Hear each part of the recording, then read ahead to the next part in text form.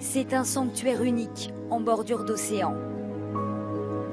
Au sud de la Floride, voici les Everglades. 25 000 km² de marais et de mangroves. Dans cette zone humide, des milliers d'oiseaux, des espèces protégées. À l'œil nu, difficile de s'en rendre compte, le site est pourtant menacé. En 15 ans, le niveau de la mer s'est élevé de près de 20 cm. Ces marécages, Houston Cypress les connaît par cœur.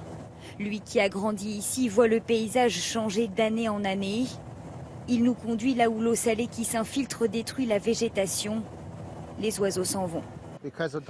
Ici, le niveau d'eau est tellement élevé que ces îlots d'arbres, les plantes et les animaux qui y vivent sont en train de disparaître. Certaines espèces qu'on voyait avant n'existent déjà plus. La communauté d'Indiens à laquelle il appartient vit dans des villages comme celui-ci sur le Marais, un habitat désormais en sursis. Pour nous, c'est de plus en plus probable que l'on devienne un jour des réfugiés climatiques.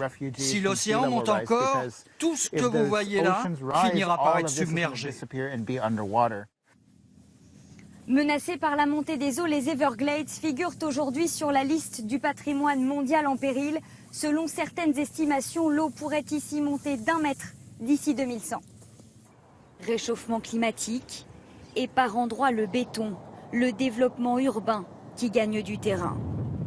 Selon certains experts, plus de la moitié des Everglades pourraient à terme être rayées de la carte. L'enjeu économique est de taille. La région attire plus d'1 million de touristes par an. Là, on arrive dans la mangrove.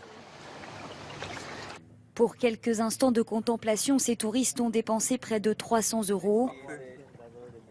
Des visiteurs séduits, mais inquiets.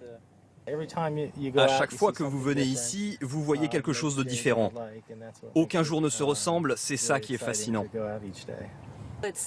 C'est un endroit auquel on devrait vraiment tous faire attention. En tant que personne, on a l'obligation de préserver les autres êtres vivants.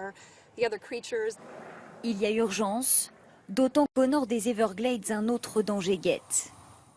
Dans ces champs, des cultures de canne à sucre, 200 000 hectares d'agriculture intensive, très gourmande en eau. Des canaux ont été construits pour dévier l'eau douce vers les parcelles. Résultat, en aval, les marais s'assèchent. Pour cet ancien élu, c'est tout un équilibre naturel qui est aujourd'hui bouleversé. Les Everglades ont été privés de leur source d'eau naturelle. Entre cette source au nord et les marais au sud, l'eau douce ne... Aujourd'hui, plus que jamais, l'équilibre des Everglades apparaît fragile. Sa sauvegarde est l'un des prochains grands défis pour la Floride.